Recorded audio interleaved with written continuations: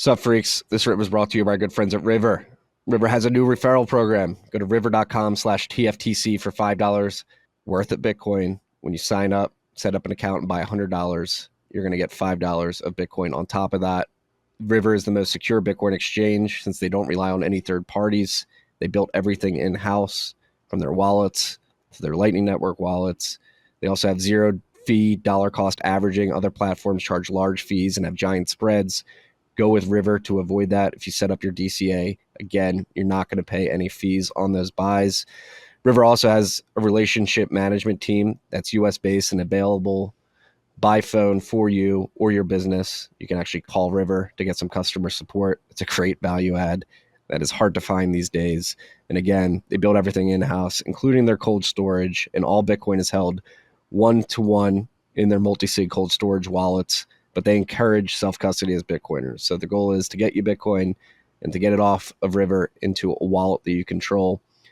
They build everything in-house. It's the most secure exchange. They've got free dollar cost averaging, and they have the new referral program. So go to river.com/TFTC, sign up, and you'll get $5 worth of Bitcoin after you buy $100. Enjoy this rip. I'm going to Parallel Nepal on Wednesday. I was just saying that. Yeah. The first time in 2017, they had like these big HODL posters. Yeah, we've got the Extreme Privacy book. I actually don't know that. What is that? I think it might be sponsored by them. Michael Basil. It's how to get your privacy on in the digital age. Gotcha. Which is it's important. Like, do you now consider yourself a cypherpunk? I mean, I would. That's a beautiful title, but I haven't done any accreditation for such a thing. I feel like I've documented some pretty cypherpunk shit. Yeah. That would be a beautiful title to try to work to. I mean, I love this world. I don't really say it so directly sometimes. I mean, it's a weird thing, like filmmaking. And are we recording? Oh, we are. We're recording. Oh, okay. It's a weird thing. Filmmaking and trying to stay outside of your film, or like away from the film, but also I love this world. So yeah, did you stumble into it? Basically, so I didn't know I was going to make documentary films, and I've been jumping around doing a few things, including acting and theater directing in New York City. And then I was like, I really need to make something. I was dying to make something, and I thought it was going to be a fiction film that I had written or was in the process of writing. And we went away on a little vacation, and I, like, through a family friend, was telling me about this artistic piece that he was doing, basically drawing an AR-15 that was like 20 feet by 7 feet, and it was going to be this very beautiful but emotional piece, and he was going to enter into the conversation about gun control via this art piece. And visually, it was really beautiful. And this was post Sandy Hook, and it was everywhere. And I said, well, maybe this is a different angle to just think about the subject. And within 5 days, I just was like, I guess I'm making a doc film. I didn't really know what that was yet, in the sense of I never even thought I was ever even going to make a doc film. That wasn't on my radar in any capacity. And 5 days later, I started making a documentary film.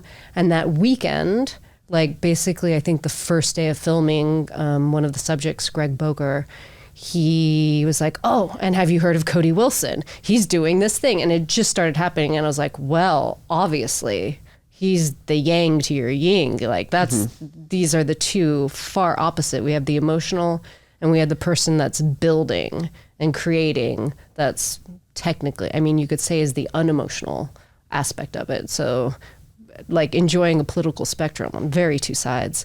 And so they became the subject of my first film. But you were asking me how I entered into all of that. Wait, the first one was No Control? No Control. Yes. So basically that first weekend, I met with Cody in July of 2013. I learned about Bitcoin. I learned about all these things, and they were immediately super interesting to me. And within a month, I got into Bitcoin. Yeah. Yeah. No, it's funny because your individual archetype, like a artistic individual in New York City, many people wouldn't expect that they'd be somebody like you would be making like hardcore films about cypherpunk, individuals and tools like defense distributed, open source software, open source CAD files. Sure, I'll take it. I mean, I think at some point, like, New York was supposed to be like where the artists were, right? But it's a different kind of artistry now. It's more of a inlined with a certain memo. Yeah, I experienced that making this film since it took 8 years. Oftentimes, people were like, what are you doing? Like, it was very, very thematically untouchable. The idea that I was enjoying this world so much. It was so unknown and didn't spark as much curiosity sometimes in conversation that I would have thought. Like, people, I guess it's the whole thing of like pushing outside your box. You're either like ready for that like new aspect of life, or you just kind of like shut it out, which we see over and over again with new ideas. Yeah. But I guess, I mean, you just touched on it, but this film took quite a bit of time to actually film and then produce. Yes. At what point did you realize that it was going to take you many years to actually tell? I mean, definitely in 2018 when the story flipped. Yep. Because in 2018, so the film started in April or March. Let's say March 2015.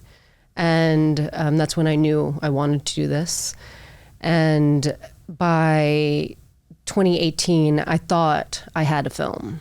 Or I thought maybe I'd have to film a little bit more, but I had something. So I was basically with a PR guy that is a fantastic person, started pitching it to streaming. Because I knew at that point I still needed, even though I had been self-producing everything at that point, to do post-production, I need money to do this. So he pitched it to the Netflix, and basically the response back was it was on the wrong side of history because I was profiling someone that was not a desirable, basically. And within the, we can put all the words in that. But so this film that was on the wrong side of history, that didn't have any quote unquote unbiased opinions of people telling their opinions of what these, what Cody Wilson was doing, and like how dangerous, criminals can use this, etc. I didn't have that, and it was very obvious in my sizzles that they were shipping around. So I knew in 2018 that on top of what happened to Cody in 2018, I was like, oh, this is going to be an even longer process. I think I probably always knew that unconsciously, because the reasoning for doing this film was that, and the reasoning for my first film was that we get the majority of our information with 2 minutes clips on the news, 5-minute little docs that are heavily biased, that the journalist is like also a main character, and you can read their opinions from their bodies. Like it's always, it's not that a film can be completely unbiased. I mean, let's be honest, someone's cutting it, someone's creating a message, visuals, etc.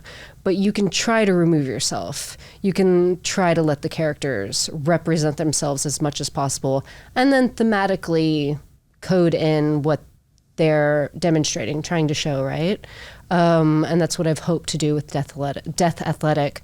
So in 2018, I definitely was like, oh, this is going to be a longer process, and it's going to be far harder to find any kind of support, because we had coupled, now that it was on the wrong side of history, then we have a whole kind of cancellation process that even forces other people to not want to be aligned with such a film.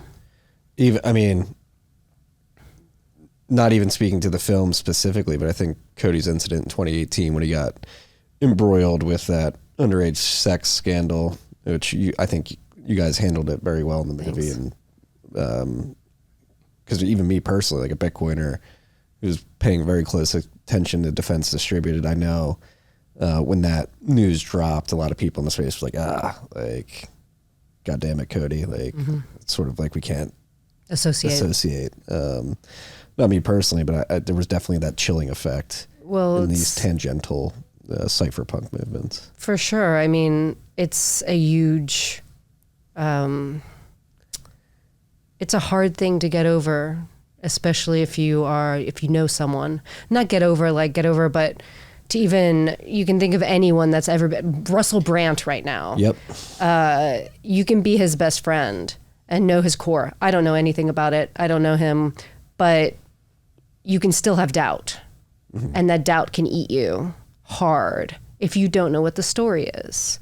And most people don't or aren't able to like completely examine all the aspects of it, or they're just willing to like, throw the baby with the bathwater. Like, it happened, I believe the internet, bye.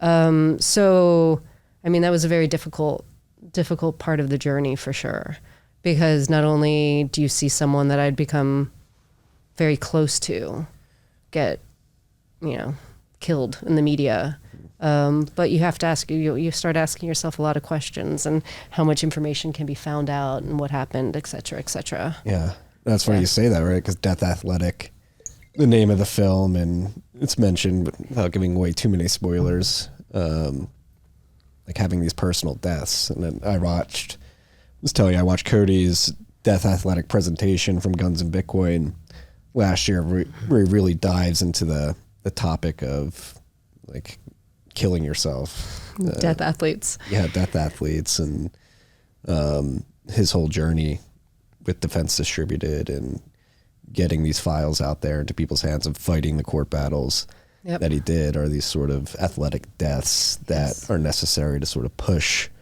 these technologies to a point where Pandora's box has been opened and it can't be shut again. Yes. So the idea comes from Peter Sloterdijk, a German philosopher, and he's talking specifically in the framework of a religious martyrs, religious peoples, Jesus, that, they have a moral conviction, they have an ethical conviction, and they look at like the tyranny of death and say, my ideas override the fear of that death. He talks about the euthanasia, right? Yep.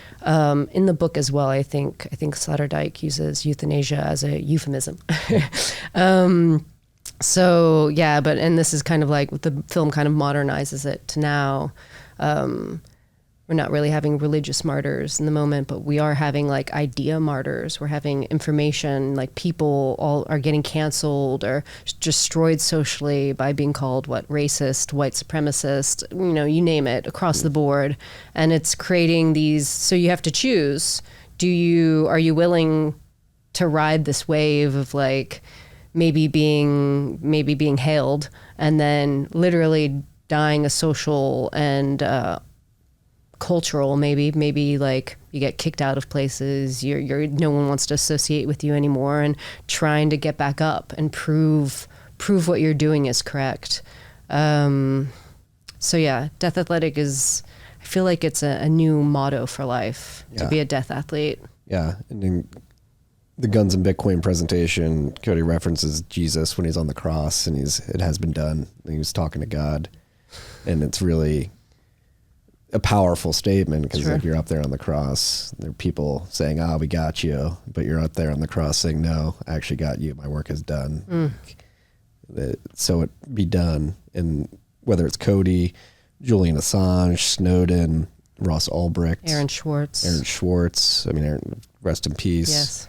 I mean, that's why it's interesting with Cody. I think Cody, still being around, obviously he went through his legal battles, but he's still out. But you have Snowden's exiled. Julian Assange has essentially been tortured to death. And interesting that Chelsea has not. Yes. And she was the main leaker. Yeah.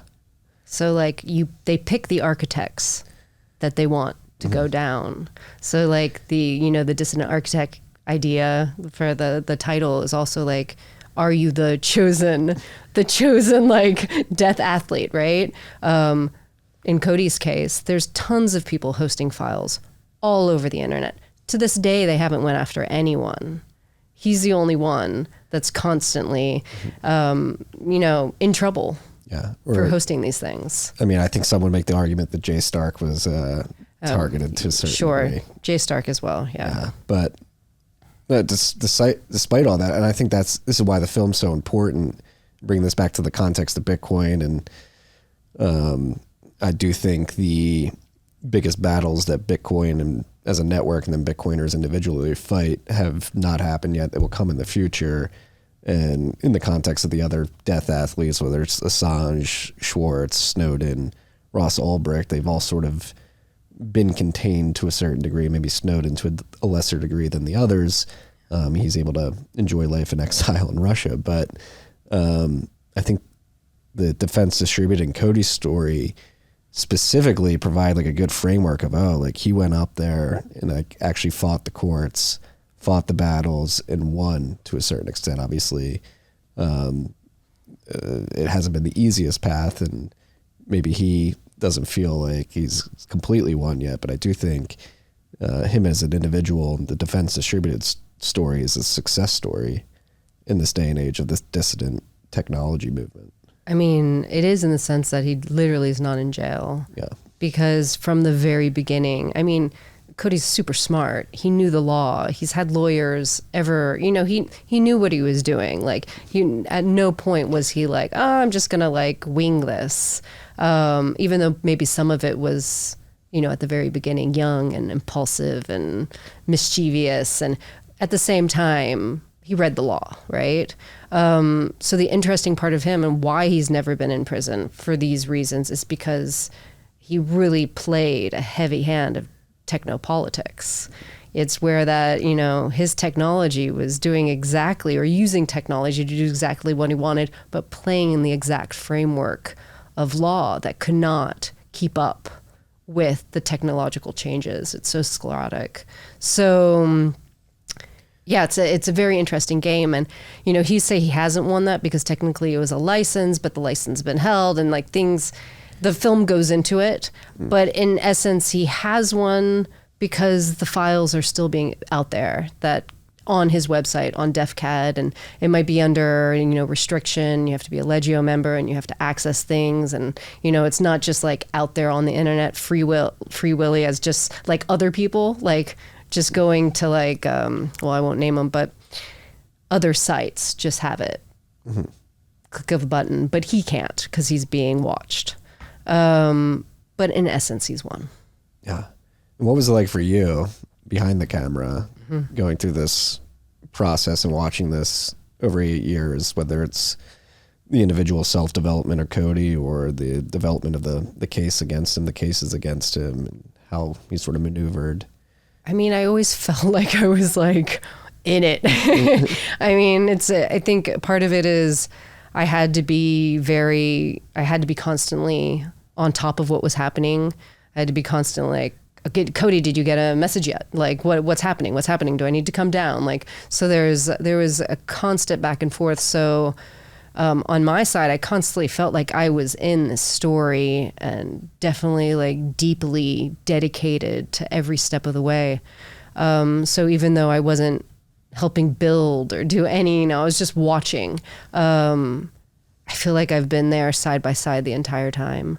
So it's been intense and awesome and fun. And it's always making this film because of its subject matter in some way has been a super rebellious endeavor for myself. So maybe I'm not a cypherpunk. I think that's cypherpunk. It would be a beautiful thing. Well, I mean, especially in today's day and age, I mean, that's why I focus on Bitcoin. Bitcoin's a bit of a rebellion, trying to separate money and state. And it does feel like, I don't know if you would agree, but it feels like at this particular junction in history, as we transition from the industrial age to the digital age, we're really fighting for a future built on freedom. We have two roads. We got freedom tech and the ability of free speech, free association, free money, or the state, the superstructure that it has become over the last couple of centuries, wins, and we get cattle herded into this digital panopticon where humans really aren't free at the end of the day. And like, whether it's Bitcoiners working on the Bitcoin network or Cody and Defense Distributed working on the 3D printed weapons, working on that fight. Like, these are very important fights that we need to be having right now in a world in which many people are complacent, probably apathetic, if we're being honest with ourselves. Like, it is important that we do have these dissidents and this dissident architecture to ensure that we have some form of freedom moving forward. For sure. Like, and possibly and probably there's always going to be two hyper distinct worlds. And the people that use things like Bitcoin without realizing that they're joining, they're strengthening, some people, stock market, the bros that have gotten in just to make money, even they're kind of forcing that dissidence, whether they like it or not, which I always thought was a beautiful thing about Bitcoin. Maybe at the beginning, some people, when they saw, the rise and fall, it's in some ways, like, it doesn't matter why you're in the space. It's so democratic that it doesn't matter who you are, but if you're playing in it, you're pushing it forward. And that's the most interesting thing, is when people create things that the ethos lives inside that system, despite what person uses it in some senses. Like, I mean, we can fight with KYC and all that other stuff, but it's like, if you're pushing that conversation forward and that system forward, I think it's interesting when it doesn't matter who's using it or why they're using it, but the fact that they're using it is actually building that system stronger, if that makes sense. Yeah. And it gets back to the concept of the intolerant minority. If you believe that thesis of how the world has gotten to where it is, the intolerant minority of the late 18th century was the revolutionary Americans who fought for our independence, and it was a very small group of people who ensured that we had freedom moving forward. And fast forward to today, the Cody Wilsons of the world, the others in the 3D printed gun movement, the Bitcoiners, like this intolerant minority that recognizes, hey, this is all really structurally and systemically fucked up. Like, we need these new systems to sort of clear the board and make sure that we have freedom moving forward. And we're going to build it despite your distaste. And when you change your mind, come join us. Yes. Yeah. That's like the beauty part. Yeah, it's the meme in Bitcoin. You'll get Bitcoin at the price you deserve. Oh, yeah, that's right. That's right. Goodness. Everything that's being built right now and being torn down, it's a terrifying and interesting time. Yeah. In the sense of, like, what's happening across the United States and other countries. Well, that actually is a very good framing too. There was a conversation about this over the weekend. Somewhere I was at is, like, at this particular point, like, should we focus on tearing things down or building things up, or do we need to do both simultaneously? At the same time? Yeah. I think El Salvador is doing that very well. Yeah. Tearing down and building up at the same time, which makes it rather interesting. Yeah.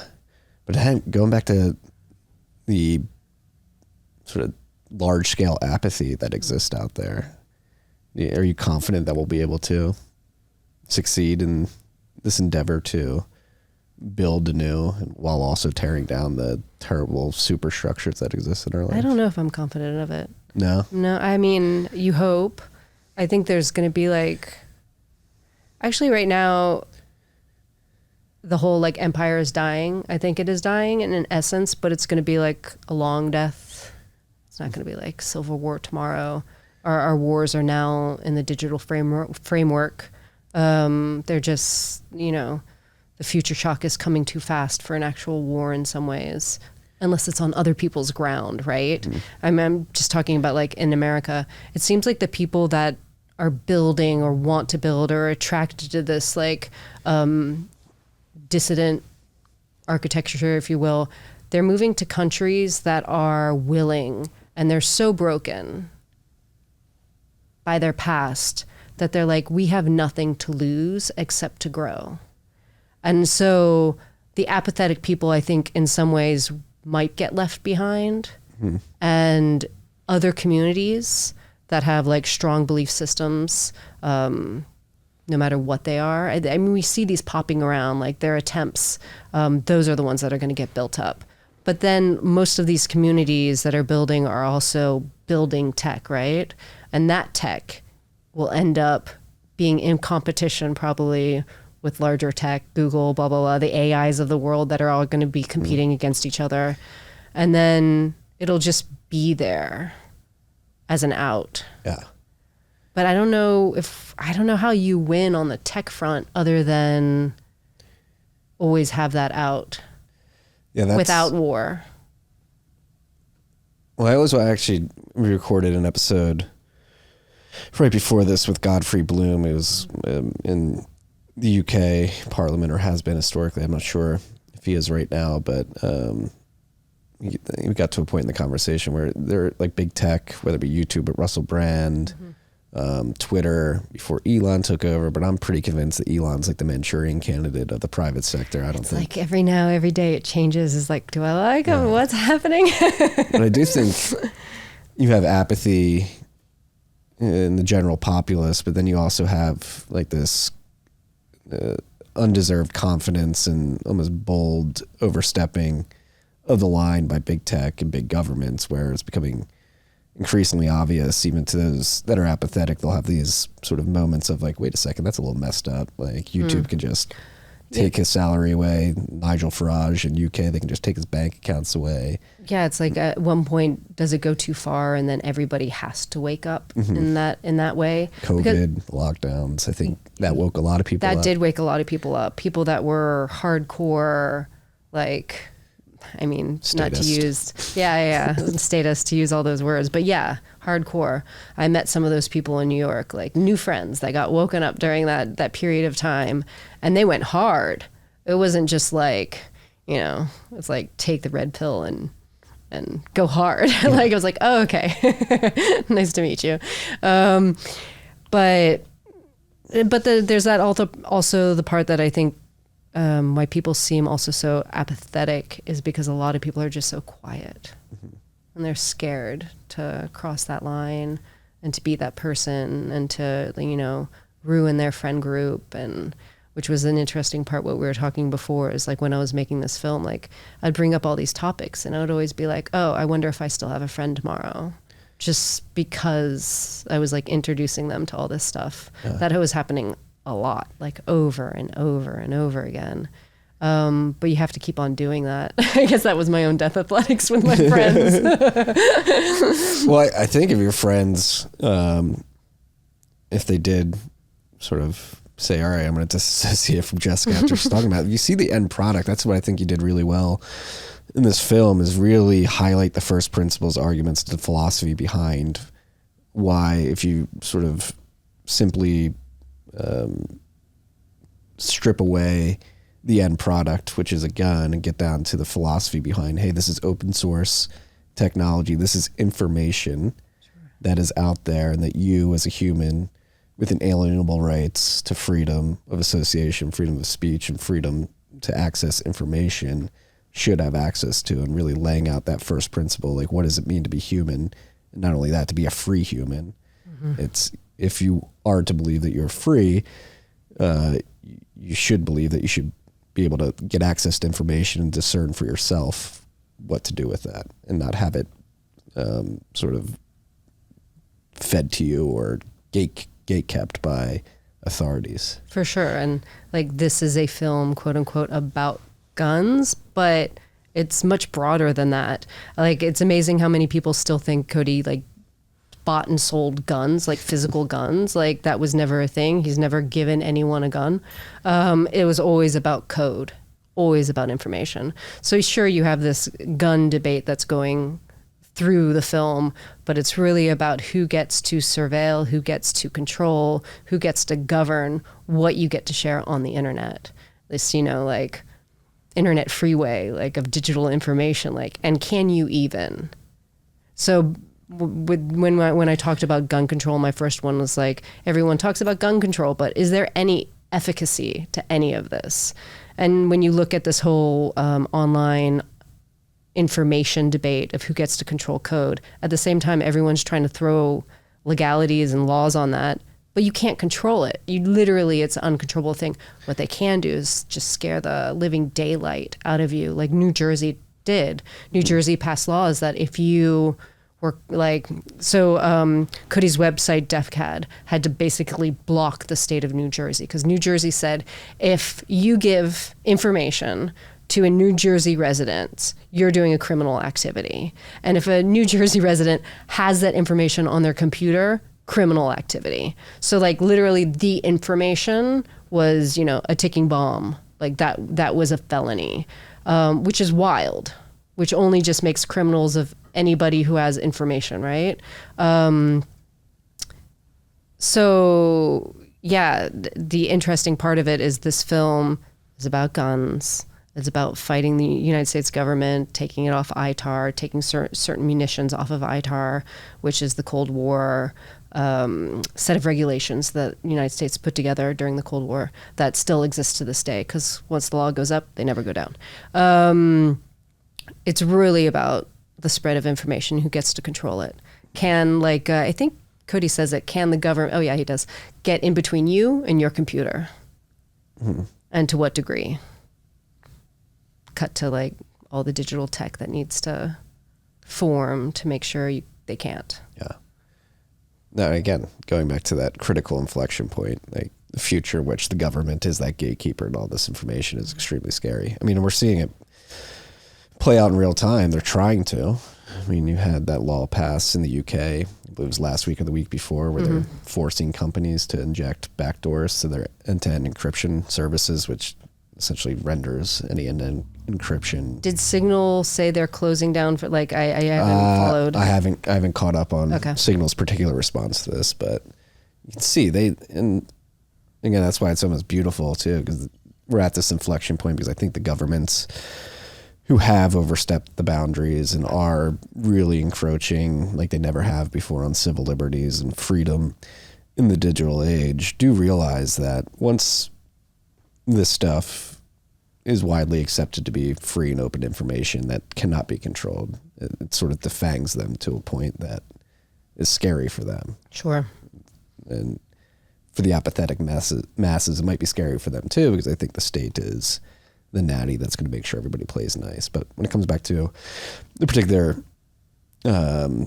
subject of gun control, I mean, I grew up in Philadelphia, and my mother was a parole officer, and she didn't hold a gun because she was so anti-gun. So I wasn't even allowed to watch Power Rangers growing up because they had guns in it. It wasn't until I found Bitcoin, probably like early college years, I was probably like, people would have considered me a liberal. I was like, guns are bad, but getting into Bitcoin and really exploring these ideas of open source technology and what is freedom of information, freedom of association, freedom of money, you get down to like the criminals are going to find a way to do criminal activity at the end of the day, whether it's money launder, find a gun to hold somebody up or kill somebody.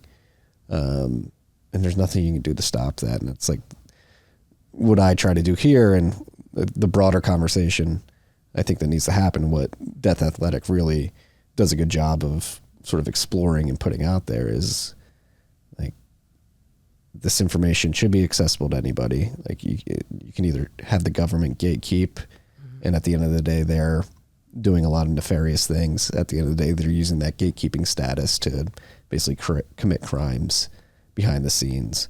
Or you can have this all open and just accept that we live in a world with risk and trade-offs. Sure. And where do you want that trade-off to sit? But what would the politicians do for their job?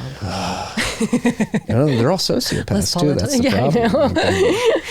They don't even what would Menendez do? It's another perfect example. What would he do? I mean, he's got to take things on the side. Got to hold the law up for those side hustles. That's the beautiful irony of this. So for anybody who's unaware, Bob Menendez, senator in New Jersey, or yes, basically just got indicted for... And Minister of Foreign Affairs, I believe. Yes. Yeah. He got indicted for accepting off the book payments in gold to waive the sentence of somebody. I forget who. Yeah, it was like, yes. I think I didn't read the whole thing. Or combinations giving information to the Egyptian government. Yes. He took a bribe. Yeah, he took some bribes. And this is after it's ironic because he singled out El Salvador and Bukele. Of course. in their Bitcoin legal tender law and all the money laundering. That's right. that it was Bukele going did to a enable. post. Yeah. Bukele did like his own little like post about it. But also like a few years ago, he was basically caught red-handed as well, getting like fake visas for some guys, like girlfriends, and doing all this. Hey, you know, Nothing shocks me. you show what you are from the beginning. Well, I mean, I guess that's a good topic. Like, what was it like for you filming Death Athletic and being this up close and personal to the sort of court process, not only of this case, but like generally, like dealing with U.S. courts, appellate courts? I mean, Jersey attorney. wow, like general. definitely this was very enlightening, both for the process of DD suing the United States government, and also through the criminal process, about how difficult it is for courts to address information and to process information, if that makes sense. Like there's so many times when, I mean, I don't know all the words for it, but they wouldn't consider, I forgot what it's called. Like sometimes there is a, we need Cody right now. They wouldn't consider the merits. Mm-hmm.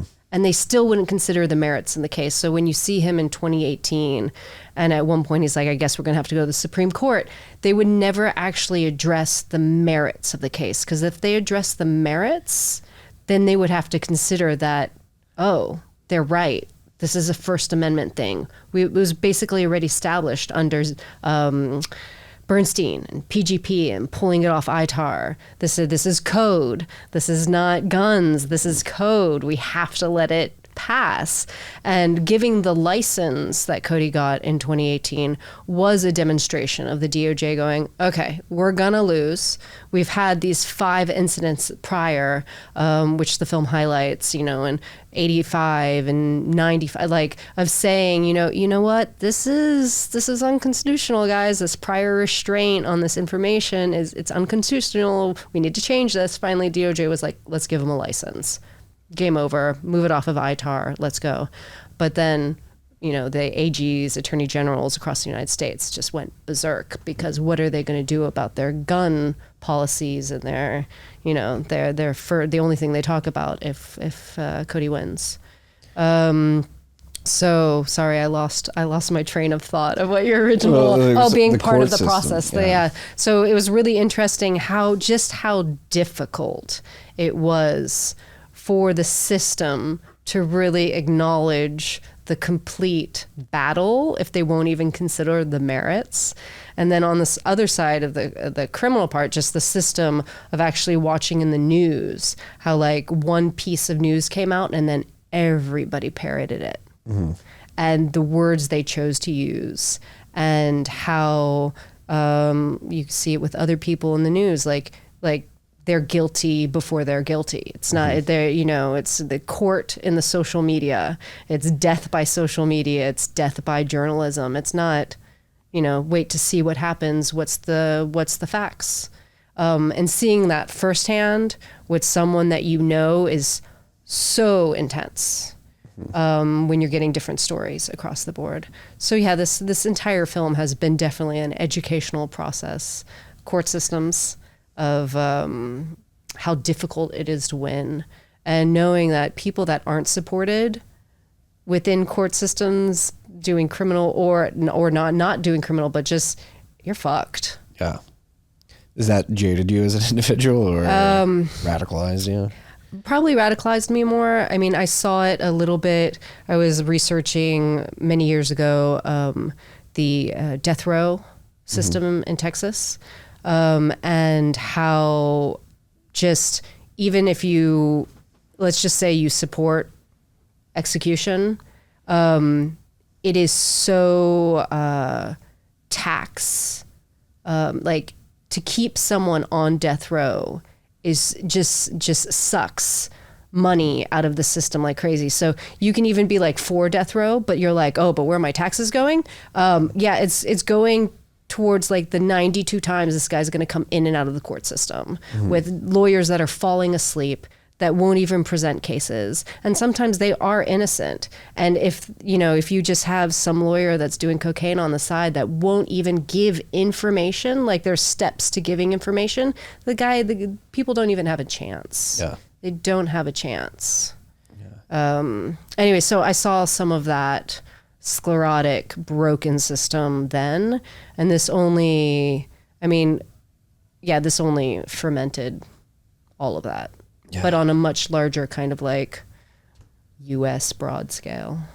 Well, that's the interesting thing about Cody Defense Distributed and this 3D printed gun movement is I think maybe they sparked the fire, and now, I mean, we mentioned JStark earlier, but like people are really picking this up, and that's the incredible thing about this particular movement and this story is we are seeing the fruits of that free access to information today, whether it's the insurgent military in Myanmar, they're using JStarks, FGC9 to fight back against what they would deem to be an oppressive government. Like, it is, like, again, going double-edged sword. Yes, guns can kill people and criminals can get access to them, but if you only give criminals access to them, like, you are damning people to a life of oppression. And something like Myanmar, I believe, many other countries in Latin America are leveraging it too. They're just showing different ways in Latin America, but yes.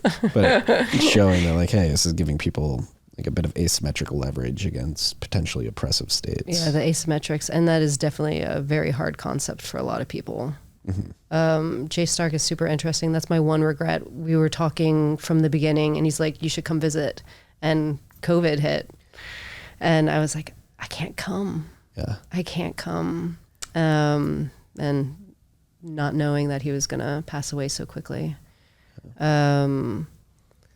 Yeah, it's a story that I think is, even if someone hates guns, it's not a story really about guns. No. So yeah, JStark. Yeah, no, one of the also interesting parts of the story is because Cody's life changed in 2018, it did embolden the very first movement that, like, what was going to happen. People had dedicated themselves to the ideas, but nobody was really like, people were making things, but there wasn't that ethos, that immediate, like, we must take the reins. The call to action. The call to action. And that happened in 2018 with Deterrence Dispensed and JStark and Ivan the Troll. And that was a super interesting moment because it was like, okay, if something does happen, there is a movement behind this. There are people that will try to take the reins and continue. And JStark did that extremely well. Yeah.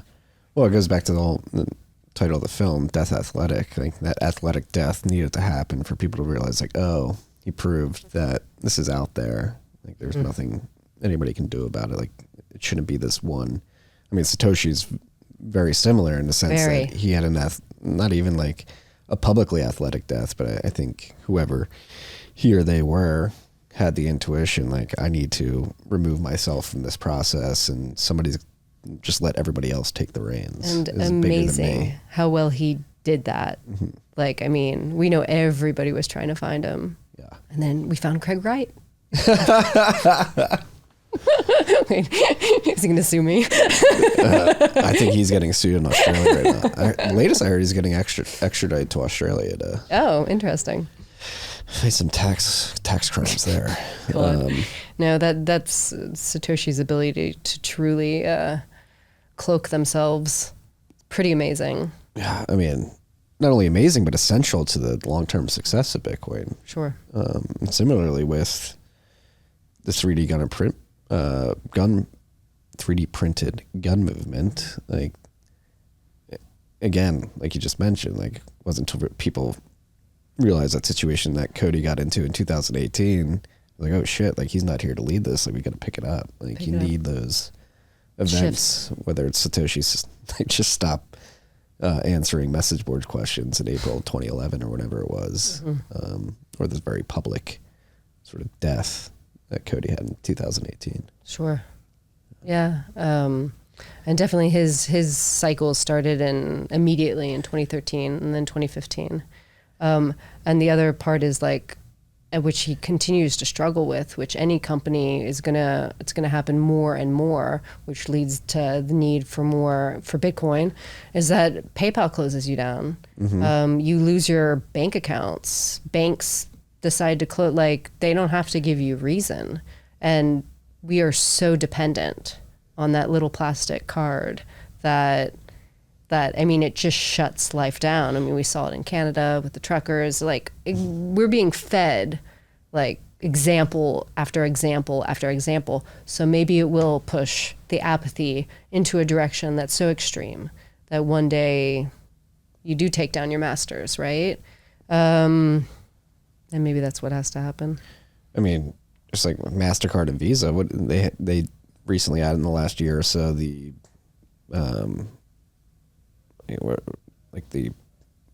on their back end, like they're essentially labeling with product numbers, like the types of goods you're buying, guns being one of them, and like they're literally setting the groundwork to just whether or not debank the gun the companies, arms industry here. Well, not the big ones though, not the defense. No, that's the other. And of course not the defense industry. I think DeSantis was saying something. I don't know what happened with it. He was gonna like force those, like make sure that didn't pass in Florida. Like they couldn't do that to Floridians or something. I don't know where that went. But yeah, it's like who's in control of your money? We're not getting blocks of gold like Menendez from Egypt. So if you're not getting blocks of gold, who holds your money? Right. Yeah.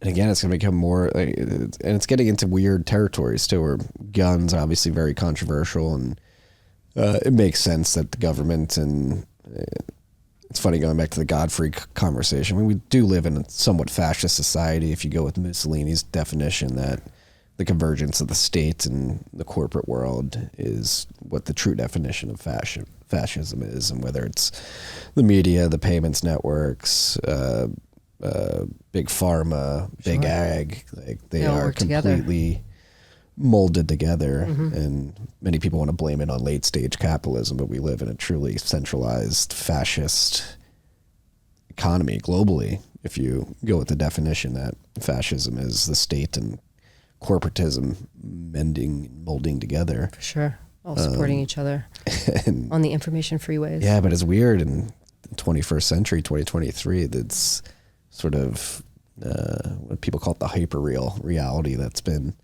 erected around us, access to our smartphones and thinking that we have freedom and quality of life. But it's really sucking us into, I mean, we all have our like weaknesses with our phones, right? But it is creating that apathy that allows everything to blow past us, right? It's like, yeah, everything's great. Yeah, everything's great. Got the internet. I can tweet. Yes. Or XZ, whatever we're calling it these days. I can live stream over the internet. Sure. I can call. But our families are falling apart. Yeah, I can call a cab for my app. It's pretty cool. It's pretty good times. But again, it's getting weird. I'm scared. And I said, I'm not scared, but it's just like, definitely scared is not the right word. It's like, Fear. right, we need to figure this out. And you have children. I have children. It's like, I think of my kids, and they're very young. I'm like, what world are you going to grow up in? Sure. And I think free access to information, I think open source 3D printed gun files and open source money are what going to allow them to be free. Yes, the world will come with risk. Risk exists. We live in an uncertain reality. It's trying to communicate to people to be comfortable with that risk and not try to have the nanny state manage it for you. Sure. Yeah, I don't know how to bridge that divide. I mean, do you think most people are apathetic? Oh, yeah. I think most people are. I do think people are waking up. I think, again, going back to the government and this fascist superstructure really shooting itself in the foot, it's overstepping its boundaries, and I think it's lost control of the Frankenstein it's built, particularly on the monetary side of things. People really are hurting. Yes. Due to the inflation they're hurting that exists out there. and they're being like just seeing how much money is going abroad it's just this, I think, but there's so much news, which is behind this idea of future shock. So much is happening, and people are you can't take in all. Like, our brains are not meant to. We don't have the ability, the time of day for most of us, because we work, you get around, you have to do all these things, to absorb, understand, also inform yourself about what's actually happening by doing your own research. So it no matter what, even if you're not complacent, there's no way of dealing with this onslaught. So it ends up taking you out of like what actually is important, which is like stabilizing what you have in the immediate. And if everybody was just to like take care of their own immediately, that actually would like, that would have a bounce effect, right? Yeah. What does that mean? And then it bounces out and you realize that you have to dissociate from the top. But that's a hard thing to do. Yes. When we're so addicted to now so much information and have opinions on it. And the convenience and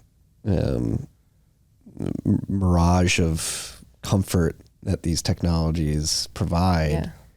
It's like people are just like, fuck it. Like, I'm going to submit to the Borg. I'm well fed. I'm okay. Like, just people get complacent or like running on the hamster wheel. They're like, it's not worth it. It's like giving my VR goggles and put me, get my Instacart delivery here on time and I'll be fine. Whatever. I won't push back. I'll go into the pod willingly. I was doing this brief other job, basically research. I won't go into too much, but it was really interesting to learn how many people buy on the internet everything, and it's across all economic structures, very poor to very rich. Everybody is having massive amounts of packages coming in. It's like a constant flow of material but it's why do you need 10 packages a day? You're also ordering food from McDonald's to be delivered. We are so complacent in the form of like all the things that we can get, and it's so constant that most people aren't fighting for anything anymore. They don't even know what they're eating, right? They're not eating food. Like, most people aren't eating food. It's industrial sludge. Yeah, I mean, and if you're not eating food, then what kind of reality are you living in? You're living in the reality that's given to you. Yeah, it was very interesting how, like, no matter where you sit in the economic scale, the majority of people are it's just consuming, but it's consuming via the internet. It's not consuming like even going to a shopping mall and walking around with friends, which, it's like, oh, a nostalgia for the 80s. Like, at least you had to like socially interact while you were buying your like cheap earrings or something. And now it's really just constant Amazon packaging things without even need. I've seen it in real life. It's pretty crazy. Yeah, and that's like one of the nefarious minute details of the Borg's sort of strategy, which is divide people. Sure. Whether it's philosophically with particular framing that's put forth through the media or physically, where it's like literally create the conditions that make it so it's not necessary to actually have to go out and interact with people. You can get everything delivered to you. Yes. In meat space by using your phone. Yep. You can get all the information you need by using your phone. Mm-hmm. All the information you need. Yes. All of it. It's scary. And like you said, like I fall prey to it too. I mean, we go to the farmer's market every weekend. We go to the store to get our food. I like to stay very connected to the food I'm feeding myself and our children. But yeah, no, it is very easy. It's very easy. Again, going back to the convenience of it all. That's what sort of lulls people into that false sense of security. But it's actually not very convenient. Why do you say that? Because it's for people that are either don't have money and they're just buying a bunch of cheap things. That's not convenient on their wallet. And in the end, if they're eating just sludge, they're going to be sick. They're going to be overweight. Their body's going to break down while they're young. This is not convenient. This is fake convenience with the, like intentional slow suiciding of your own body. Yeah. So convenience is like not even living in the moment, because I think that would be something nice. It's like it's just being, I don't know, That's really falling prey to like your dopamine receptors, Yeah, and the concept of sure. instant versus delayed Sure. gratification. yeah, for sure. But that instant gratification has a diminishing return on utility Yeah. after a while, until you wake up fat, diabetic, and unable Yeah, to and it's move. not very convenient then. Oh. Yeah. How do we get on this subject? The apathy. Like, why are Apathy. people apathetic, and bringing this back to Death Athletic. Like that, again, like that's why I really enjoyed the film, and I think it's very important for people to watch, because diving into the first principles of like why this is important, again, stripping the guns away and just getting back to the first principles of you are human, you should have access to this information. I think you portrayed that beautifully, and that I do think, even if you're a skeptical normie who hates guns, like it's going to be hard to walk away after watching 102 minutes of this film and not understand that, like, hey, this is a human issue, not a guns issue. I hope so. That's what I hope. And I think it's there.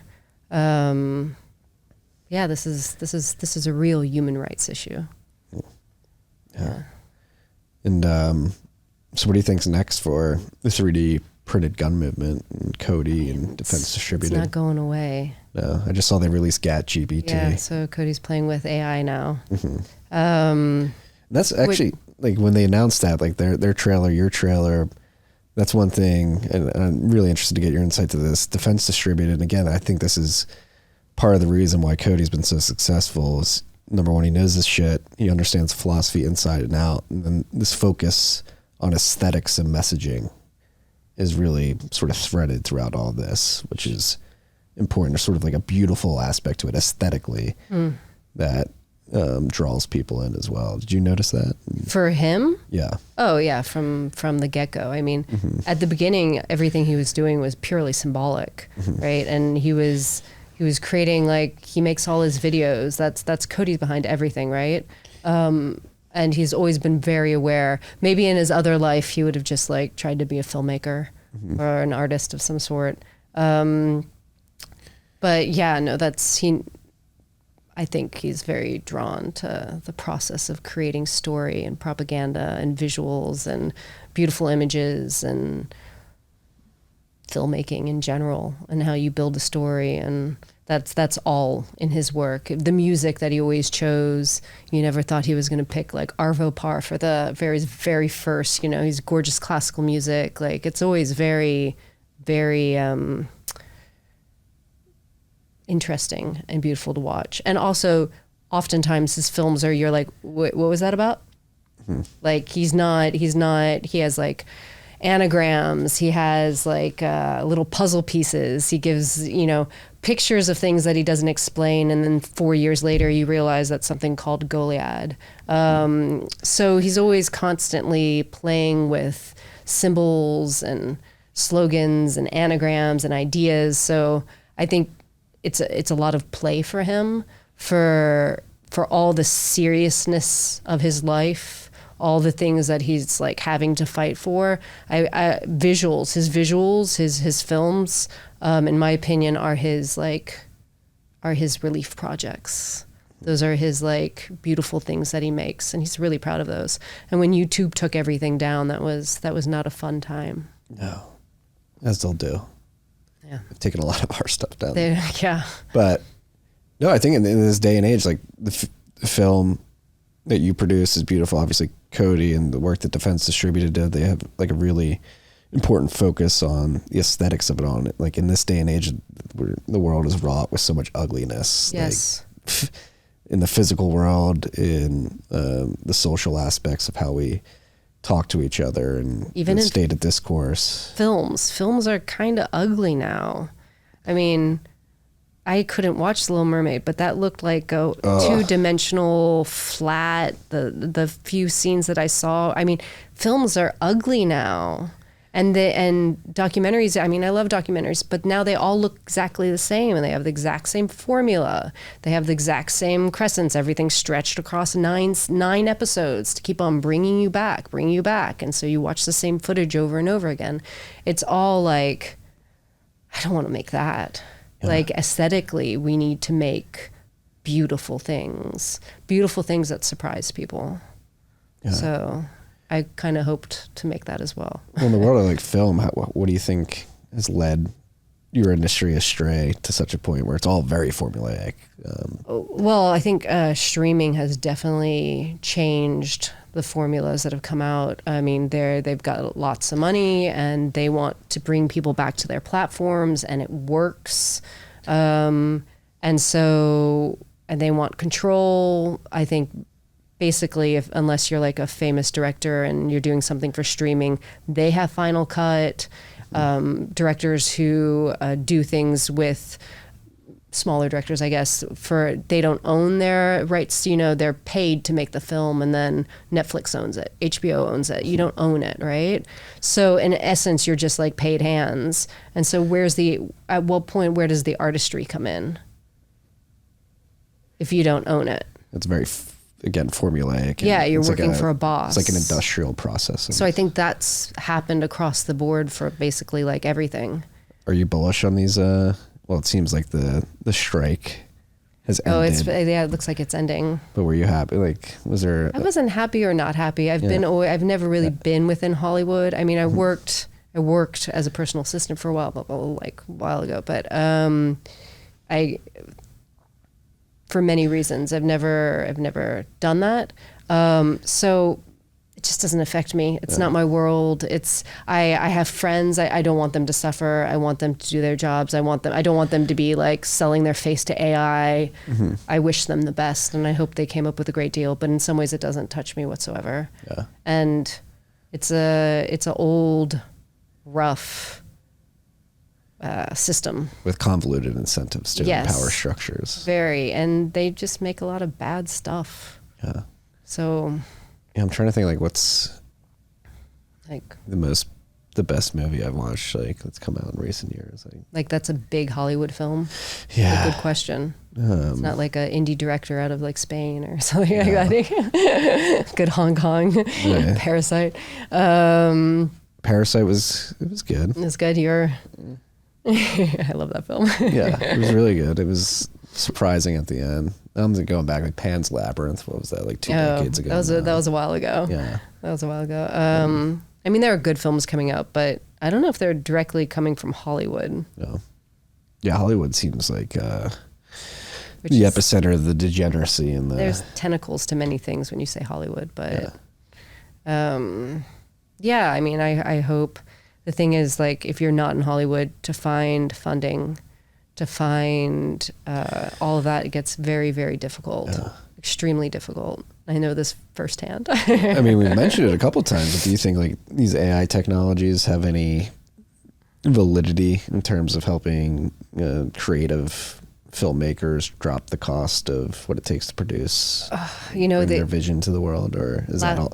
I'm sorry. Is that all noise? I don't know. Like the craziest thing is like last week I was like, oh, my friend sent me something because they plugged in their film that they're making, and they were like, just like, what the hell? The AI just like broke down the entire film, wrote the entire documentary, like in seconds. So I was like, oh, I wonder if I plugged in Death Athletic, what would it write? And it was kind of mind blowing. Like. It gave you a format. It gave you scene breakdown if you wanted. It gave you there's a legitimate concern, especially if what needs to be produced is just formulaic. Mm-hmm. Why have a writer write down the 900 scenes that you need when AI can do it in 4 minutes or less, and then you can just pick the best ones? Yeah. So that was a moment last week where I was like, oh, holy shit. Oh, dang, man, this is crazy. But then that will, I think, just create an extra divide between things that are like industry made. Mm-hmm.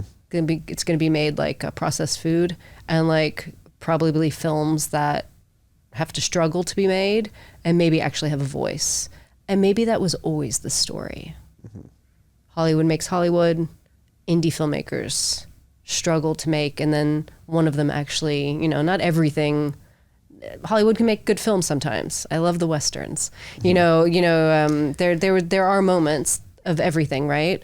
But that just means when one pops up, maybe it'll have more force of nature and be more amazing. Yeah. Who knows? Yeah. I don't want to like pan and say everything's gonna like be die, because there's always exceptions to the rule. Well, like Death Athletic proves, the human spirit always finds a way to peek through it. And that's, I go back and forth with that because I leverage it. I use it to create thumbnails for our website, and if I need to proofread something, I'll dump it in one of the chat bots, just like, hey, help me edit this. But there's something, the idea that AI is just going to wholesale replace everything we do. Just, again, I don't think you can strip humanity away from planet Earth. Sure. Yeah, maybe it's just going to go after some people's jobs. Yeah. We've had this happen all. Like, this is what factories did. This is what the internet email did. This is it's just the way things go. This is the second industrial revolution. It's the AI revolution. Yeah. We'll see what happens. I don't know. I honestly... AI is going to force all the seed oils to stop being produced. I hope so. It's going to decide for us. That would be great. It integrates in the system and says you will die. That's what we need. Can the AI just tell us, like, all right, here's how you regenerative farm the world, and you can get all the beef tallow you want instead of this industrial sludge. Jessica, this has been great. Thank you for having me. I know it's been a bit of a meandering conversation, it's nice. but I feel like I'm in your house. Yeah, we tried to set up the studio that way. Nice. Where can people find out more about Death Athletic? When's it coming out? So deathathletic.com.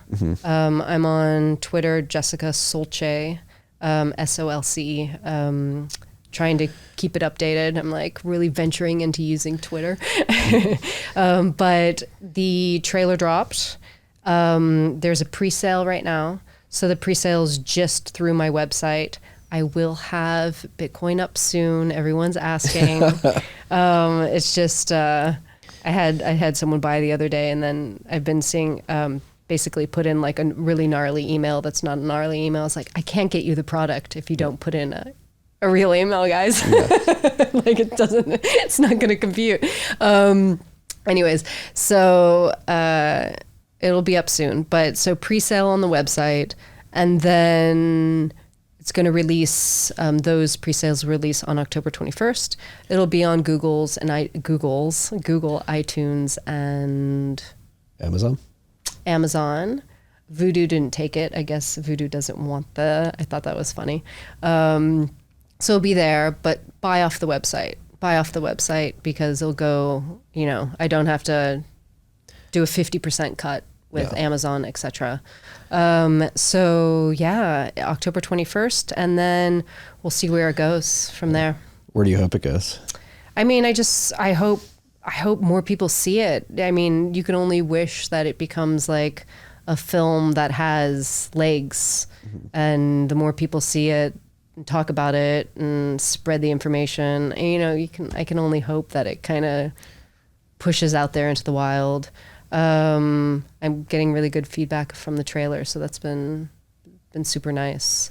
And then Parallelly Poly this weekend or next weekend, and then there's going to be premieres.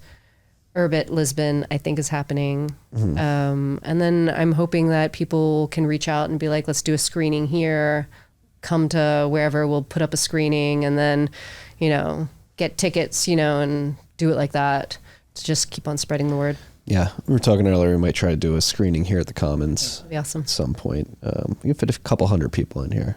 That's a lot of people. It'd be great.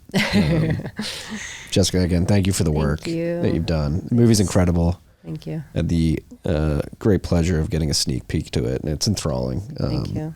Beginning to end. And again, it's a very important message to get out there and story to be told. So thank you for telling it and spreading the message. Thank you. It was fun. Deathathletic.com. We'll link to all this in the show notes. Peace and love, freaks. Bye.